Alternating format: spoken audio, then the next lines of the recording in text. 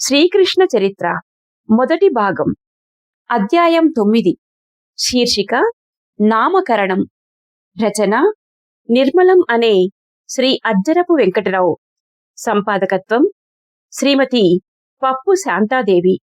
సమర్పణ సౌభాగ్య నిర్మలం ఫౌండేషన్, న్యూఢిల్లీ. స్వరం సమ్మెట ఉమాదేవి.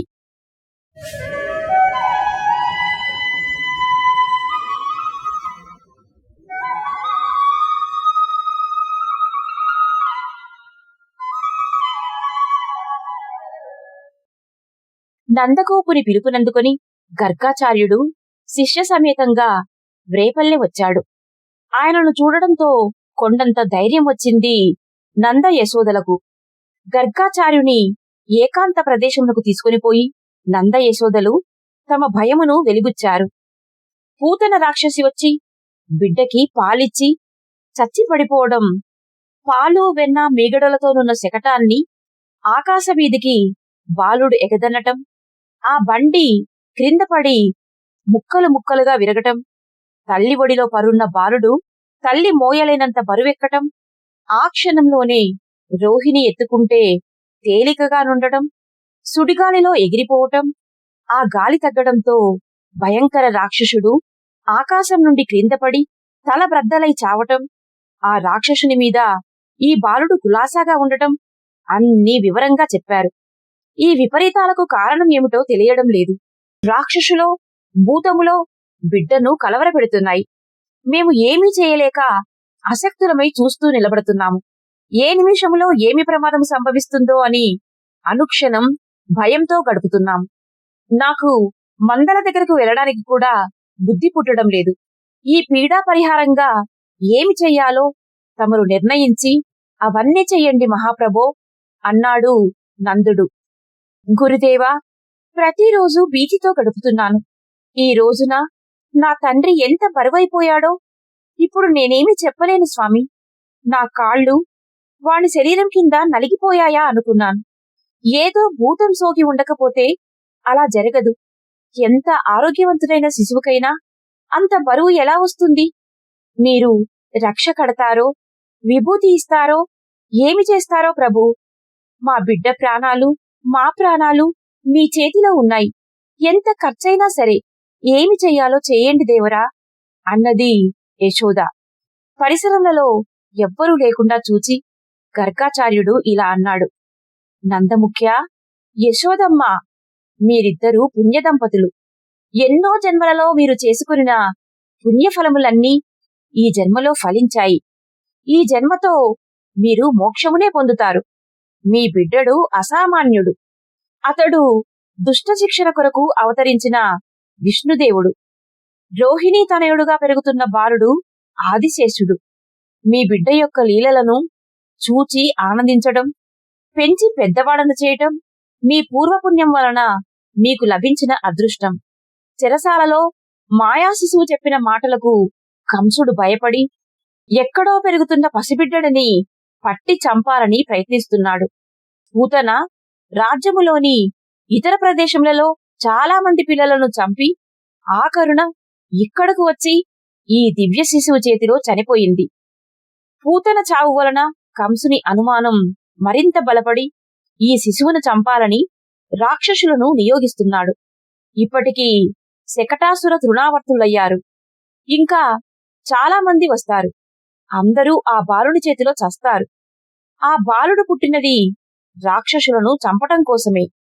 తను వచ్చిన పని తాను చేసుకుంటున్నాడు. దగ్గరకు వచ్చిన రాక్షసుడినల్లా చంపుతాడు. మీరేమీ భయపడనక్కర్లేదు. అతని రక్షణ అతడే చూసుకుంటాడు.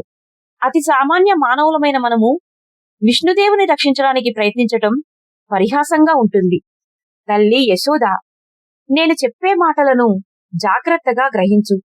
అతని దివ్యత్వమునందు నీకు విశ్వాసం కలుగుటచే ఆనాడు బరువెక్కి తన శక్తిని నీకు చూపించాడు. తల్లి, నీ అదృష్టమును నేను ఏమని కొనియాడాలో నాకు తెలియదు. నీవింకా ఎన్నెన్నో లీలలను చూడగలవు. నీ బిడ్డను పట్టగల భూతములు లేవు. అతడే సర్వభూతమయుడు, సర్వభూత రక్షాదక్షుడు. మనము మానవులము, అతడు లీలామానుష విగ్రహుడు. అతడు మనలను పాత్రలుగా చేసి జగన్నాటకము నడిపించడానికి వచ్చిన సూత్రధారుడు. తల్లిదండ్రులుగా మీరిద్దరూ మీ మీ పాత్రలు నిర్వహించండి. గురువుగా పాత్ర నిర్వహించే అదృష్టము నాకు కలిగింది అని జలజల ఆనందాశ్రువులు రాల్చాడు గర్గాచార్యుడు. ఆశ్చర్యచకితులై ఆవిలించి వింటున్నారు నంద యశోదలు. వారి కండ్ల నుండి ఆనంద బాష్పములు ధారగా ప్రవహిస్తున్నాయి. పుణ్య దంపతులారా, నేను ఈ మాటలు మీ ఆందోళన తీరడం కోసం చెప్పాను. ఇది చాలా నిగూఢమైన రహస్యం. మీరు ఎవరితోనూ చెప్పకూడదు. ప్రజలకు విశ్వాసం క్రమేపీ కలుగుతుంది. అంతవరకు మీరెవరితోనైనా ఈ మాట చెబితే నమ్మరు. మిమ్మల్ని పరిహాసం చేస్తారు. ఈ బిడ్డలకు నామకరణం చెయ్యాలి. రేపటి రోజున ఏర్పాటు చేయండి అన్నాడు. ఆ దంపతులు మహానందంతో గర్గాచార్యుని పాదాలకు ప్రణామం చేశారు. ఆయన పాదధూళి శిరమున ధరించారు. బిడ్డ పరున్న ఊయల వద్దకు పోయి సగర్వంగా మందహాసంతో పరికించారు. ఆ బిడ్డడికి నమస్కరించాలో వారిని ముద్దాడాలో వారికి తెలియలేదు. ఆ బిడ్డ పెదవుల మధ్య మందహాసరేఖలు వారిని ఆకర్షించాయి. వారి హృదయాలు పుత్ర వ్యామోహంతో నిండిపోయాయి. గర్గాచార్యుని మాటలు మరచిపోయారు.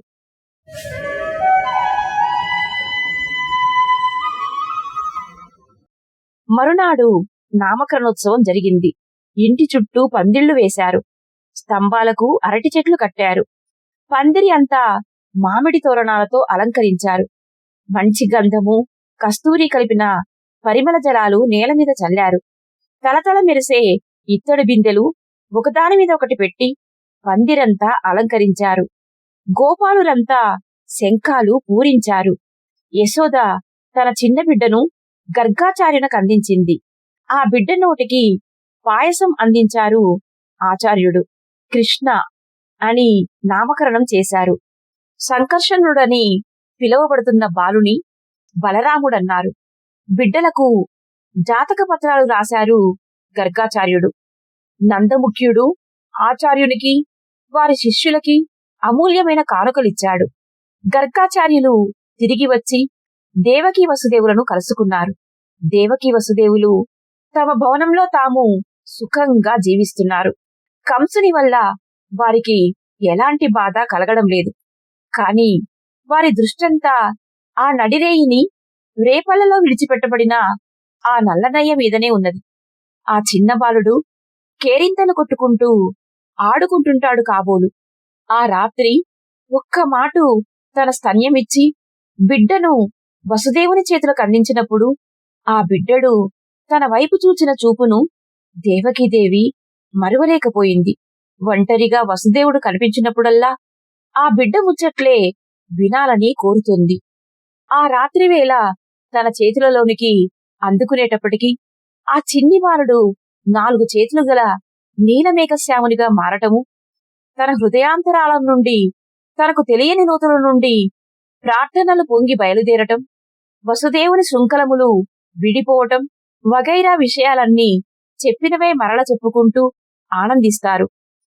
గర్గాచార్యుని రాక ఆ దంపతులకు ఆనందం కలగజేసింది. తమ బిడ్డను గురించిన వార్తల కొరకు ఆతృతతో ఎదురుచూస్తున్నారు. ప్రణామం చేసిన దంపతులను ఆశీర్వదించాడు గర్గాచార్యుడు. దినదిన ప్రవర్ధమానమవుతున్న కృష్ణుని లీలలను, రూపురేఖలను, సౌందర్యమును వర్ణించి చెప్పాడు. పూతన వెళ్లి బిడ్డడికి స్తన్యమిచ్చి ప్రాణమును పోగొట్టుకునుట, శకటము గాలిలోనికెగురుట, సుడిగాలికి పైకి తేలిపోయిన తృణావర్తుని తన బరువుచేత పడగొట్టి చంపుట చెప్పాడు. నందయశోదలు ఆందోళన పడుట, తాను వారికి ధైర్యమును కలుగచేయుట, బాలకృష్ణుడు తన మహిమను యశోదకు చూపించిన విధము అంతా చక్కగా వర్ణించి చెప్పాడు. ఆనందాశ్రవులు రాల్చింది దేవకీదేవి. తన పసివాడు, తన చిన్న దేవుడు చూపుచున్న మహాద్భుత విషయములు నిజముగా దైవలీలలే. అలాంటి సాహసములను ఏ మానవ మాత్రుడు ఊహించగలడు? భగవాన్, నీ లీలలు చూచే అదృష్టము మాకు లేకపోయిందయ్యా. లీలామానుష విగ్రహుడైన నీకు అసాధ్యమేమీ లేదు. సత్వరము మమ్ముల్ని కరుణించి మా సన్నిధికి రావయ్యా తండ్రి అంటూ వాపోయింది. ఆ దివ్య శిశువు యొక్క లీలలను మొట్టమొదటిసారిగా సందర్శించినది వసుదేవుడే. అయినప్పటికీ దేవకీదేవికి కలిగిన విశ్వాసం, ధైర్యం అతనిలో లేకపోయాయి. భయంతో కుమిలిపోయాడు. చిన్ని కృష్ణుని దివ్యలీలలు కంసునికి తెలియకుండా ఉండవు. పూతన చావు వారికి తప్పక అనుమానం కలిగించి ఉంటుంది. అందుకే మరల శకటాసుర తృణావర్తులు పంపబడి ఉండవచ్చును. వాళ్లు కూడా చంపబడ్డారు. ప్రళంబుని అనుమానం మరింత దృఢపడుతుంది. ఏవైనా దుండగాలు చేయటానికి పూనుకుంటారు. రేపల్లె మీద దండెత్తవచ్చును. అందరినీ పట్టి బంధించి పాట్లు పెట్టడానికి, ఆ శిశువును పరిమార్చడానికి అతడేమైనా చేయవచ్చును. వసుదేవుడు అక్రూరుని రమ్మని కబురు చేశాడు. అక్రూరుడు వచ్చిన తర్వాత సమాలోచనలు సాగించారు.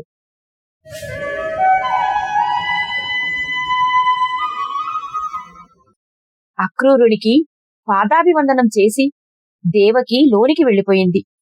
అన్నా, గర్గాచార్యుడు రేపల్లకు వెళ్లి వచ్చారు. పిల్లవానికి కృష్ణుడని నామకరణం చేశారట. ఆరోగ్యంగా కులాసాగా ఉన్నాడట. ఇదిలా ఉండగా అక్కడ రాక్షసమాయలు అధికమవుతున్నాయట. పూతన సంగతి మనము ఇదివరకే విన్నాము కదా. ఆ తరువాత శకటాసుర తృణావర్తులు పంపబడ్డారట. ఆ ఇద్దరినీ మన కృష్ణుడు చంపాడట. ఆ దివ్య శిశువు తనకు వచ్చిన ప్రమాదముల నుండి తానే కాపాడుకుంటున్నాడు. మనమందరము ఉండి కూడా అతడికి ఉపయోగము లేని వారమయ్యాము. ప్రళంబుడు తన వలను మరింత జోరుగా విసురుతాడు. ఊరుకోడు. అన్నా, నా బిడ్డను ఎవరు రక్షిస్తారు? మనము ఏమి చెయ్యాలి? నా బిడ్డ సంగతి కంసుని దృష్టిపథంలో నుండి తప్పుకునేలా చెయ్యాలి. అప్పుడు కాని శాంతి కలగదు. అన్నా, ఏమిటి దురదృష్టము?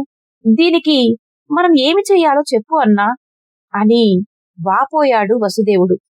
అక్రూరుడు దైవభక్తుడు, అనుభవజ్ఞుడు. వసుదేవా, అనవసరంగా ఆతృతపడకు. ధైర్యము వహించు. ఒక విషయం ఆలోచించు. బిడ్డడిని రేపల్లెలో చేర్చడము గాని, పూతన శకటాసుర తృణావర్త సంహారంలో గాని జరిగిన పనులన్నీ ఆ దివ్య శిశువు ప్రజ్ఞ వల్లనే జరిగినవి గాని మన ప్రజ్ఞ కొంచెము కూడా లేదు కదా. అతడే మనలనందరినీ రక్షించడానికి పుట్టాడు. అతడిని మనము ఏదో రక్షించాలనుకోవటం భ్రమ. జరుగుతున్న మహాద్భుతాలను నిమిత్త మాత్రులుగా చూడటమే మన కర్తవ్యం. నీ ఊహించిన ప్రమాదాలకు ప్రస్తుతం అవకాశం లేదు. కంసుడు ఈ విషయం ప్రళంబునితో ఆలోచించాడు. గోకులాన్ని నేలమట్టం చెయ్యాలని కంసుడు సూచించాడట. కాని ప్రళంబుడు అంగీకరించలేదట. నందుడు రాజభక్తిపరుడు. చెల్లించవలసిన కప్పమును సకాలములో చెల్లిస్తాడు. రాజాగ్రహమునకు కారణము కలగనీయడు. అటువంటి వానిపై సైనిక చర్య రాజ్యంలో తిరుగుబాటుకి కారణమవుతుందని వాదించాడు. అందుచేత ఆ ఆలోచన విరమించుకున్నారని విన్నాను. అయితే ప్రళంబుడు మాయోపాయం చేత శిశువును చంపాలనే ప్రయత్నాలు చేస్తూనే ఉండవచ్చు అన్నాడు అక్రూరుడు. హే భగవాన్ అని నిట్టూర్చాడు వసుదేవుడు. వసుదేవా, మరొక విషయం. మన కృష్ణుడు మనలను రక్షించడానికి అవతరించాడు. అతనికేమీ భయము లేదు. అతనికి ప్రమాదం కలగజేయటం ఎవ్వరికీ సాధ్యం కాదు. మనం మానవులం. మానవులు చేసే ఆలోచనలు, ప్రయత్నాలు మనం చేస్తూనే ఉండాలి. మనం మన జాగ్రత్తలో ఉండక తప్పదు అన్నాడు అక్రూరుడు. వసుదేవా, అక్రూరుని మాట యథార్థము. అయినా మరొక విధమైన ప్రమాదానికి ఆస్కారం ఉన్నది. నేను 10-15 రోజులకొకసారి రేపల్లె వెళుతూనే ఉంటాను. అక్కడ నుండి నేను మీకు వార్తలు తెస్తుంటాను. మీరు కూడా కృష్ణుని వార్తలు తెలుసుకోవడానికి ప్రయత్నిస్తుంటారు. మనమంతా కృష్ణుని విషయంలో ఆతృతగానున్నామని కంసుడు తెలుసుకోవచ్చును. అందువలన కృష్ణుడు దేవకీ తనయుడనే అనుమానం కంసునిలో బయలుదేరవచ్చును. అది మరొక రకమైన ప్రమాదమునకు దారితీయవచ్చును అన్నాడు గర్గాచార్యుడు. మీ దంపతులిద్దరూ దూరముగా ఉండటమే కృష్ణునికి క్షేమకరం. మీకు కూడా అదే క్షేమకరం. ఇక్కడుండి మాత్రం నీవేమి చేయగలవు? రేపల్లెలోని కృష్ణుని కాపాడటానికి మనము ఏమీ చేయలేం. అతని భారం అతనికే విడిచిపెడదాం. మానవ ప్రయత్నం వల్ల జరగవలసినదేదైనా ఉంటే అదంతా నేను చూసుకుంటాను. నీవేమీ భయపడనక్కరలేదు అన్నాడు అక్రూరుడు. వసుదేవా, బాలకృష్ణుడు తృణావర్తుని సంహరించిన తీరు నీవు విన్నావు కదా. అతడు నిజంగా దేవుడే. నీవేమీ భయపడకు అన్నాడు గర్గాచార్యుడు. సోదరా, వృష్ణివీరులలో ఆఖరి మనిషి వరకు మా రక్తము దారపోసి అయినా కృష్ణుని కాపాడుతామని నేను ప్రతిజ్ఞ చేస్తున్నాను. నీవిక్కడ లేనప్పుడు మా బాధ్యత మరింత ఎక్కువవుతుంది. మేము 1000 కళ్లతో కృష్ణుని క్షేమము కనిపెట్టి చూసుకుంటాము. కంసునికి ఎలాంటి అనుమానము రాకూడదు. అది ముఖ్య విషయము అన్నాడు అక్రూరుడు. అన్నా, మీరు చెప్పినదే ఉపాయములా కనిపిస్తోంది అన్నాడు వసుదేవుడు. శూరముఖ్య, నీవు ఏమీ సంకోచపడకు. నందుని చేత ఏదో పూజలు యజ్ఞాలు చేయిస్తూ నేను ఎక్కువ రోజులు అక్కడే గడుపుతాను. పరిస్థితులను 1000 కళ్లతో గమనించి ఎప్పటికప్పుడు అక్రూరునికి కబురు చేస్తూ ఉంటాను. నీవు ఇక్కడ లేకపోతే ఏమి జరుగుతుందో అని నీవు భయపడనక్కరలేదు అన్నాడు గర్గాచార్యుడు. అది సరే, ఈ విషయము దేవకికి చెప్పడం ఎలాగా అని ఆలోచిస్తున్నాను. ఇప్పటికే సగం కృంగియున్న ఈమె ఈ మాట వింటే పూర్తిగా కృషించిపోతుంది. ఆ బాలకృష్ణుని బంగారు ప్రతిమను దగ్గరుంచుకొని అనుక్షణము అన్ని సేవలు చేస్తూ ఆరాధిస్తూ జీవిస్తోంది. కృష్ణుని వార్తలు కూడా తెలియకుండా దూరంగా పోవడానికి ఆమె అంగీకరిస్తుందా అని నా భయం అన్నాడు వసుదేవుడు. అప్పుడే తలుపు తెరుచుకొని లోన ప్రవేశించిన దేవకీదేవి ఆ మాటలు విన్నది. ఆమె పెదవులు వణుకుతున్నాయి, నేత్రములు విప్పారాయి, అశ్రువులు జలజలా ప్రవహిస్తున్నాయి. ప్రభూ, ఆచార్యుల మాట సత్యము. మనము మధుర విడిచి వెళ్ళిపోవాలి. నా చిన్ని దేవుడు బ్రతికి ఉంటే అదే చాలు. నేను చనిపోయినా పర్వాలేదు అన్నది. దేవకీదేవి, నీవు భగవంతుని కన్న తల్లివి. నీ నిర్ణయమును మేమంతా ఆమోదిస్తున్నాము. మీరు ఎల్లుండే ప్రయాణమై వెళ్ళండి. చిత్తస్థైర్యము, ప్రశాంతత పోగొట్టుకోవద్దు. మీకు అన్ని విధముల జయము కలుగుతుంది అని వారిని ఆశీర్వదించాడు గర్గాచార్యుడు.